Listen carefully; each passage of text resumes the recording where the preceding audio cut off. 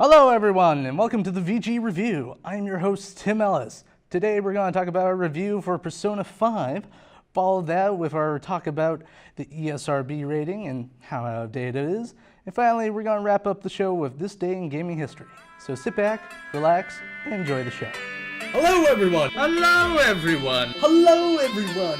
Hello everyone! Hello everyone! And welcome to the VG Review.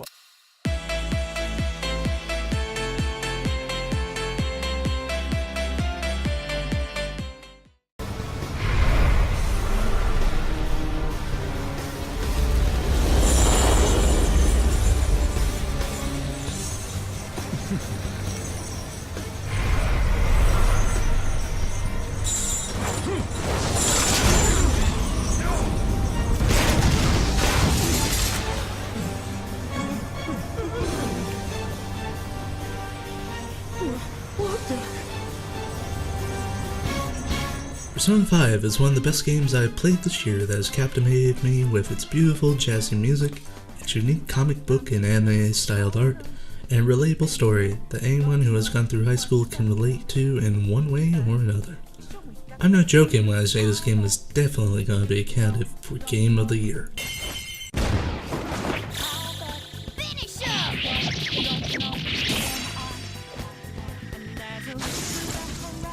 Persona 5 takes place in Tokyo and follows a silent protagonist after his transfer to the fictional Shujin Academy because he was put on probation for an assault of which he was falsely accused. During the course of a school year, he and other students awaken to their persona powers, becoming masked vigilantes dubbed the Phantom Thieves of Hearts, and explore the supernatural palace realm to steal ill intent from the hearts of adults. As the story progresses, you come across and fight demonic beings known as shadows that can be persuaded to help you by giving you money, items, or become one of your personas. These personas can be fused together to create even more powerful personas that can carry over attributes from their previous selves. It feels like you're collecting Pokemon.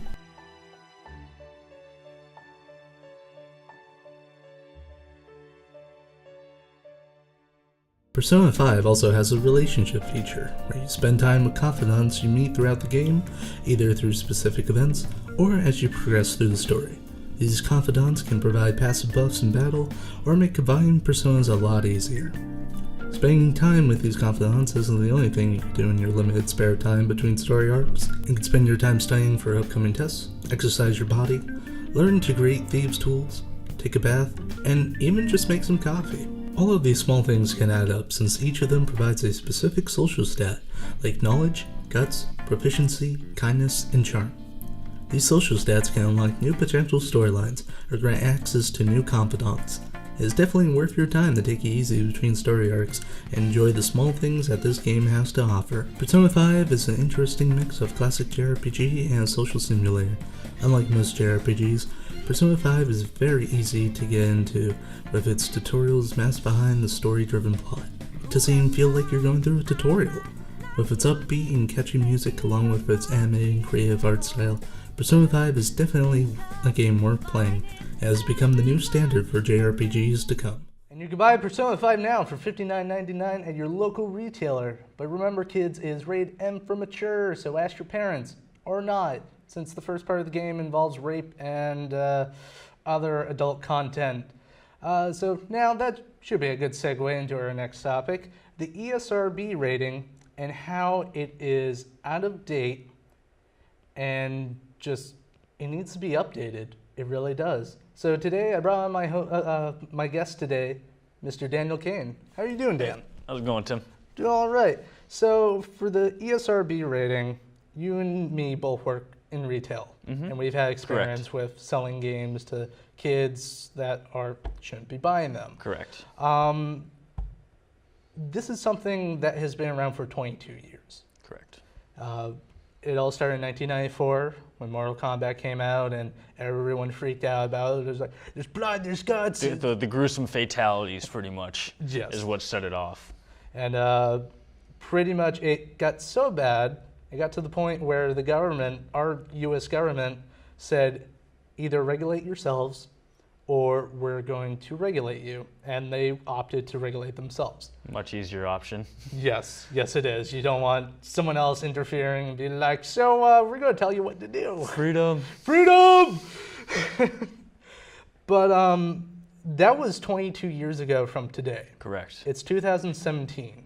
And the only new addition they have made to the ESRB rating was back in 2005 with E10 Plus. E10 Plus, correct. Which basically was kind of just, it didn't make a difference. It's still rated E. Everyone viewed it as still rated E. It was just companies were putting it on a lower label to try and push a product to a younger generation, is what I viewed it as. Mm-hmm. And really, if you look at the description for E for everyone, it's really 7 plus. Right. And then E10 plus is, 10 plus. That's a 3-year gap. I feel like that's such a small gap that it doesn't matter if we have that rating or not. Right. There's no point in having that 3-year gap. If there's going to be a rating for every 3 years, then there'd be too many ratings. It's a matter of they need to break it down and figure out what specifications they should have for that rating. And once it reaches a certain amount of specifications, that's when it reaches that level of rating, E, T, M, wherever it ends up. That would probably be an easier way to do it instead of just coming up with a new rating system. Mm-hmm. And really, the definitions haven't changed either. And I think the only difference between E and E10 is cartoon violence. Correct. Give an example like Tom and Jerry. Right. It's like Tom and Jerry versus, I don't know, SpongeBob. Yeah. That's how you contribute it to. Exactly. It's the cartoon violence is something that they see on TV anyways. So if they're able to watch those cartoons, what the 3-year difference there? Again, there's not really much to show there for a difference. And we also live in an age too where you can go online and say that you're 18. Like you can just go on one click of a button. One click of a button. You could just say, "Yeah, I was born in 1992," and no one's going to ask twice. No, not one can online. check. If you go into a store or something, they're supposed to check your ID and make sure that you are 17 or older. Right. But that doesn't happen all the time. No, especially now with the age of digital downloads, where most people are getting away from physical copies. Checking the ID isn't something that they can do very easily. Mm-hmm. And even in stores, it seems to be lax now. Very lax. Like, without saying where we work, there have been times where I would ring up a rated M game, and it wouldn't ask for an ID. No, it almost seems like there's a time period after the release date of a game that's rated mature that it'll do it. Maybe like a week, maybe 2. But after that, you can scan an M-rated game and it just doesn't prompt anything on the screen to ask for ID anymore. Either that, or there'll be some that'll pop up and ask, do you want like a protection plan? And somehow it will overwrite the check for the ID. It no longer cares about the ID check. Yeah, it just wants to push the want a protection plan for something that's probably not going to break. Exactly. Yeah, unless you have a 3-year-old kid who's going to be throwing around your discs everywhere. Right. You're just a bad parent. That's what it comes down to. Yeah, 3-year-old mature-rated games. There we go. I'm just going to throw around my Skyrim and fall out. Exactly. No, baby, no, don't do that. Terrible idea. You're a horrible baby. So this is something, again, 22 years. In your opinion, do you think this is something that should be updated? Something that should be like completely replaced? Or should we just leave it as it is? I kind of have more of a feeling that it needs to be updated. I believe that the E, the T, the E for everyone, T for teen, and the M for mature are basically some of the better ways to do it. It's just a matter of they need to change the way that they figure out how they decide which games are going to be rated each way. Because as of right now, it could have one scene of violence and it could be rated mature, like Call of Duty. It could have like, say that you shoot somebody and they have money pop out. It's still rated mature even though that's considered violence. Mm-hmm. But you could also have, again, like SpongeBob or something like that, where you shoot them and something else flies out of him, Or yet that's not considered a I think mature a good rated example we could use is like the Lego games. Exactly. You hit someone or you blast someone. They explode into they bricks. explode into bricks. Exactly, but that's not considered violence on the same aspect ratio. So Yeah, I think that's brought down to cartoon violence again, Right. brought to that E10 level, which honestly shouldn't exist. exactly. So I feel like they need to re-look at this and come up with more set guidelines as to what would make it considered mature or E. Now for guidelines, right now we have the E, teen, and M. Do you think a different system would be better? Like, I'll give you an example with when movies come out, they have the ratings based on age. Right. Yeah, they'll have a G, which that's for general audience, but everything else after that would be like 14, 17 plus. It has the number next to it, the age recommendation.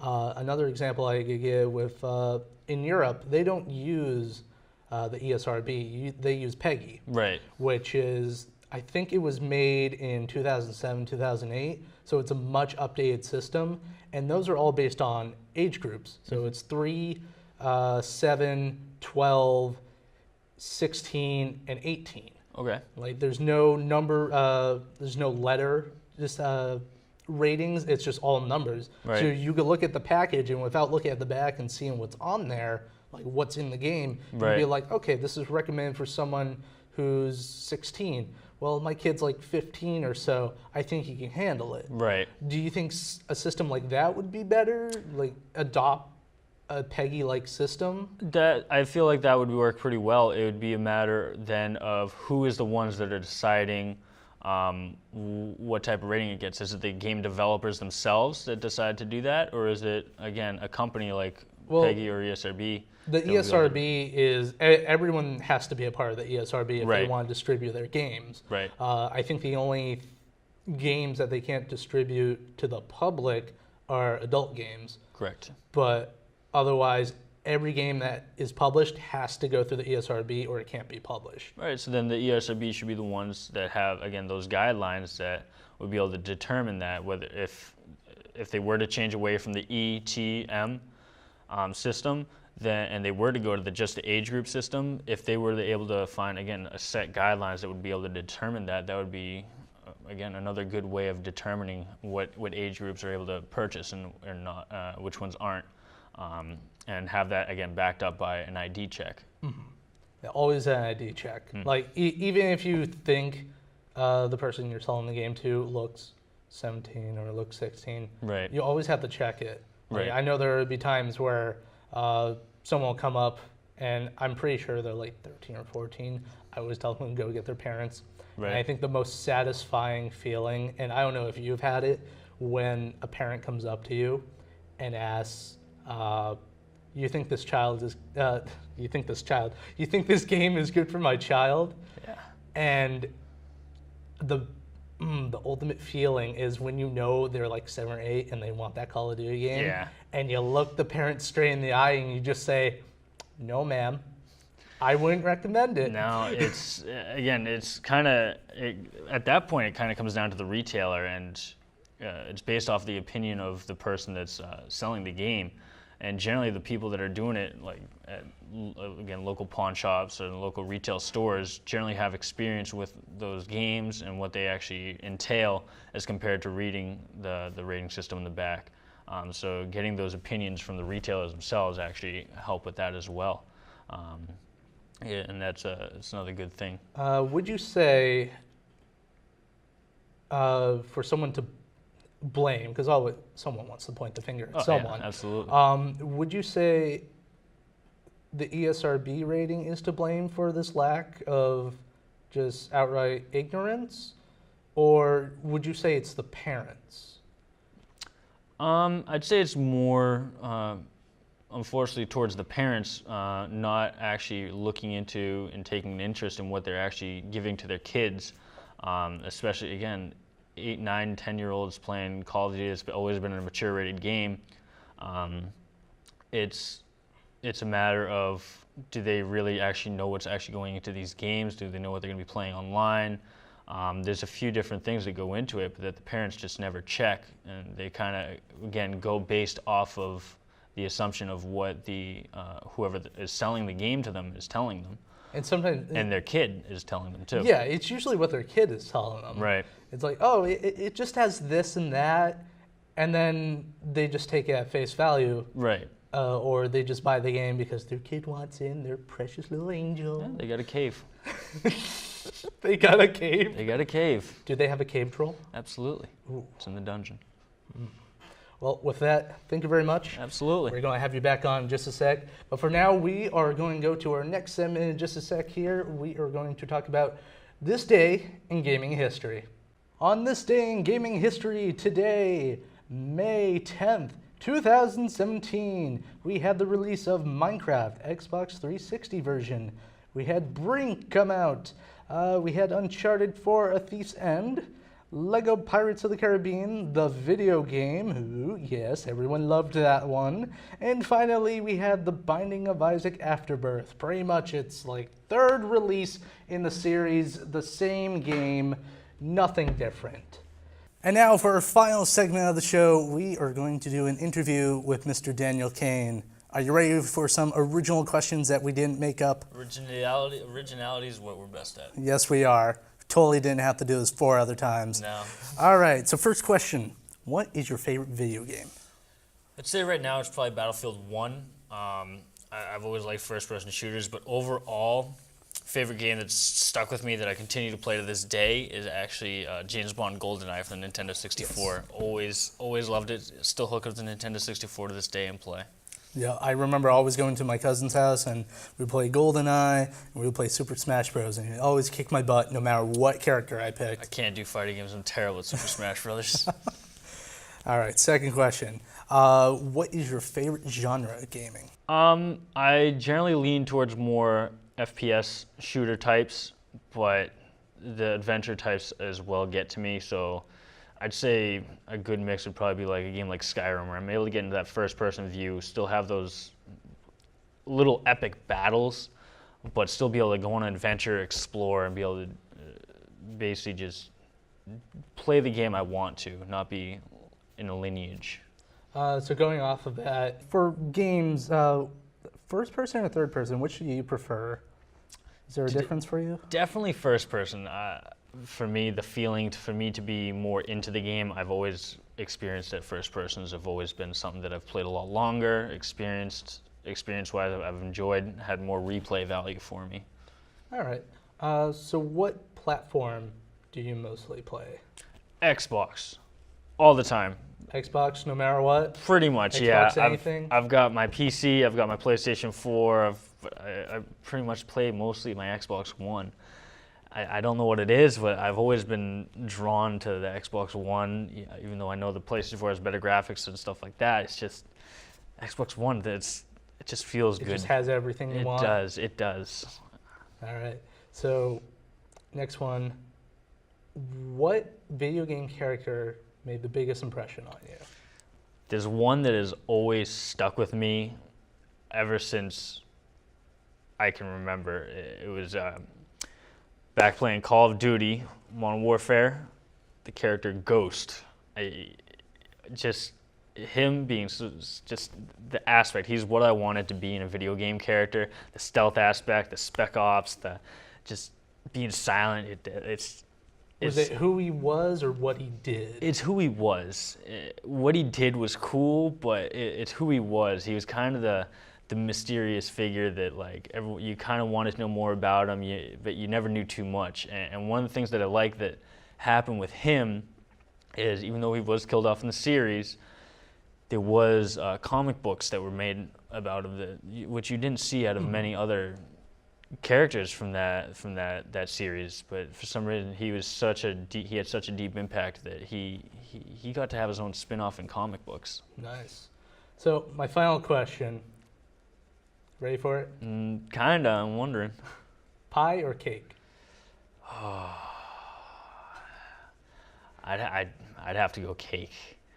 I'm definitely a cake guy. Alrighty. Never been big into pie. Really? Yeah. Can't get into it? Definitely a cake. Wow. For me, the cake is not a lie. I think that's a good way to phrase it. Absolutely. And with that, everyone, this has been the VG Review. You can catch us on the Westwood Media Center programming or on our channel at Dazed Gamers. That is Dazed_Gamers, where we play video games for the entertainment of others. Thank you all for watching, and we will see you next time.